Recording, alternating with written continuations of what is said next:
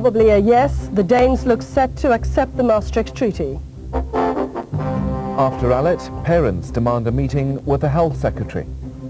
And inquiry ordered into Swan Hunter's lost contract.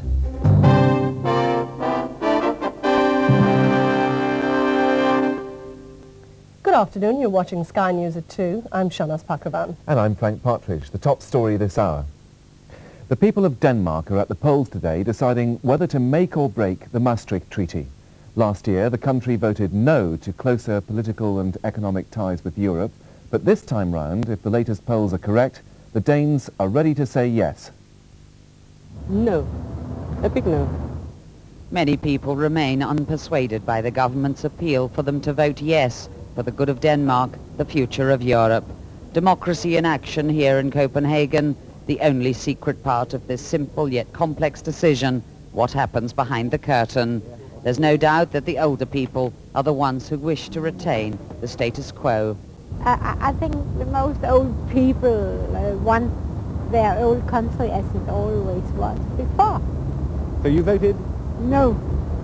Though the predictions are for a 60-40 vote in favour of the treaty, more uncertainties remain amongst those voting yes than those saying no. There's no way out. So why not say yes? The common market function at the moment is not satisfactory, and I think that you should clean up the house before you build another part. I think that we have to help our neighbors down in Europe who didn't have the chance to vote no. Outside the capital, a no vote from the fishermen, angry at the EC quotas which they say are destroying their livelihoods. One of the leaders of the no movement who vows to continue his fight against the treaty, especially if the result comes out in favour. A high turnout across Denmark, matching or even bettering last year's. The electronic nerve centre in the Parliament building here, already counting the votes from each station as they're completed. The polls look so certain that there's going to be a yes, but then they were last year as well. And all the people we've spoken to who voted this morning say they're voting no. Both ways of gaining an impression have their faults. No sides won or lost till all the votes are counted. Judith Dawson, Sky News, Copenhagen. And there'll be special coverage on the Danish referendum tonight on Sky News. We'll be crossing live to the Danish capital Copenhagen from 7:30 onwards. That's tonight here on... وجه 4 ملايين ناخب دنماركي إلى صناديق الاستفتاء صباح اليوم للإدلاء برأيهم للمرة الثانية في معاهدة ماستريخت التي تحدد مصير الوحدة الأوروبية. وكان الشعب الدنماركي قد رفض في استفتاء أجري في يونيو الماضي هذه المعاهدة بأغلبية ضئيلة لاعتراضه على بعض الأحكام المتعلقة بالوحدة النقدية والدفاعية بين دول المجموعة الأوروبية الاثنتي عشرة.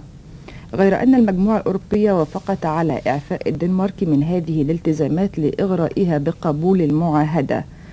وتتوقع استطلاعات الرأي أن يوافق الشعب الدنماركي هذه المرة على المعاهدة بأغلبية تصل إلى 58%. ومن رأي أنصار المعاهدة أن التصويت بينهم يكفل الاستقرار السياسي والاقتصادي في أوروبا، في حين يرى المعارضون أن المعاهدة تخل بسيادة الدنمارك. ومن المنتظر إعلان نتائج الاستفتاء في ساعة متأخرة من مساء اليوم. استؤنفت اليوم في موسكو محاكمة 12 من كبار قادة الاتحاد السوفيتي. Das Wetter spricht für uns, aber es weht auch ein frischer Wind über Dänemark. Er wird nicht nur von Journalisten, sondern auch von den Gegnern der Maastrichter Verträge verfolgt. Mittlerweile haben wir erfahren, dass die Wahlbeteiligung sehr hoch ist, höher auf jeden Fall als vor einem Jahr. Wir halten Sie weiter auf dem Laufenden. Edgar Burkhardt für NTV aus Kopenhagen. Seit der Unterzeichnung des Maastrichter Vertrages im Jahr 1991 haben fast alle EG-Staaten das Abkommen ratifiziert. Die Ausnahme Dänemark und Großbritannien. Mit ihrem Referendum entscheiden die Dänen nicht nur über ihre eigene Europapolitik, die gesamte Entwicklung Europas steht auf dem Spiel. Aus Brüssel berichtet Alexander Privitera. Der dänische Außenminister Jensen bei der feierlichen Unterzeichnung der Maastrichter Verträge im Dezember 1991. Damals schien die Welt noch in Ordnung zu sein. Doch die Freude hielt nicht lange an. Der Ratifizierungsprozess in den 12 EG-Staaten erwies sich als schwer. Der Stimmungstiefpunkt wurde im Juni 1992 erreicht, als 50,7% der Dänen in einem Referendum knapp gegen das Vertragswerk stimmten. Die Gemeinschaft stürzte in eine tiefe Krise, denn ohne Zustimmung aller EG-Mitglieder können die Verträge nicht in Kraft treten. Auf dem EG-Gipfel in Edinburgh beschlossen die Partner, den Dänen eine zweite Chance zu geben. Fast ein Jahr nach dem ersten Votum also dasselbe Szenario. Eine zweite Volksabstimmung entscheidet endgültig über die Zukunft Europas.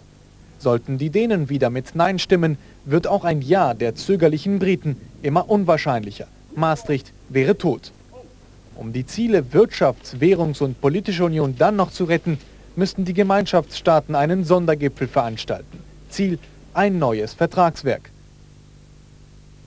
Franzosen und Deutsche unterstützen diese Notlösung. Unter den widersprüchigen Signalen aus Dänemark leiden seit langem die EG-Währungen. Das europäische Währungssystem, das bisher für eine gewisse Stabilität der europäischen Wechselkurse gesorgt hatte, ist stark angeschlagen. Das britische Pfund und die italienische Lira mussten ausscheiden. Andere Währungen wie die spanische Peseta sind zunehmend unter Druck geraten und abgewertet worden. Außerdem, so gut wie kein EG-Staat erfüllt die Maastrichter Kriterien für die Einführung einer Wirtschafts- und Währungsunion. Doch die Devise in Brüssel lautet immer noch hoffen. Hoffen, dass die Dänen und Briten dem Vertragswerk zustimmen, dass der gelähmte Entscheidungsprozess der EG wieder in Gang gebracht wird, die Währungsturbulenzen überwunden werden, vor allem aber, dass Europa wieder in positive Schlagzeilen gerät. Alexander Privitera aus Brüssel für NTV. Wir halten Sie gleich weiter auf dem Laufenden. Im Folgenden tun wir das mit dem Wetterbericht.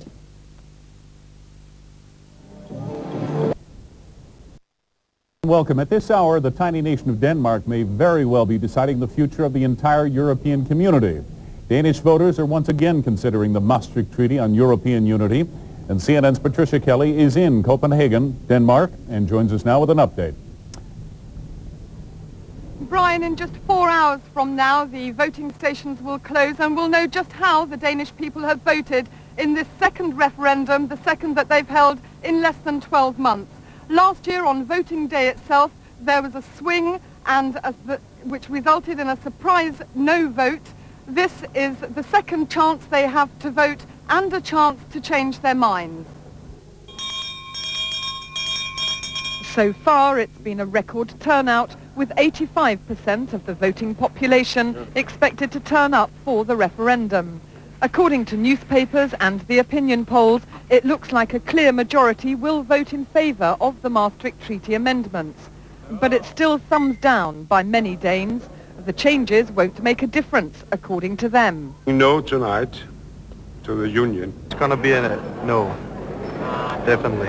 Last-minute lobbying by the Prime Minister for a yes met with derision from the hardliners against. But his hopes remain high. I have good reasons to believe in a yes. I think that will be the best possible position for Denmark, my own country, as it will be for Europe.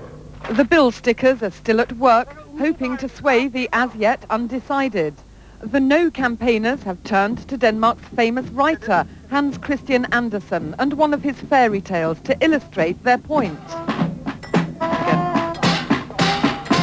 Just like the king's subjects in The Emperor with No Clothes, they say the Danes are being persuaded to agree with something they don't actually believe in. To many in favour of Maastricht, it's not only the treaty at stake, but the status of Europe as a force in the world. To me, we are voting much more on an idea about a Europe than on a set of technicalities. And it looks like the Danes have been persuaded. They can only be taken seriously as Europeans if they vote in favour of the treaty, whether they like it or not. Even if they do vote yes, it's not over.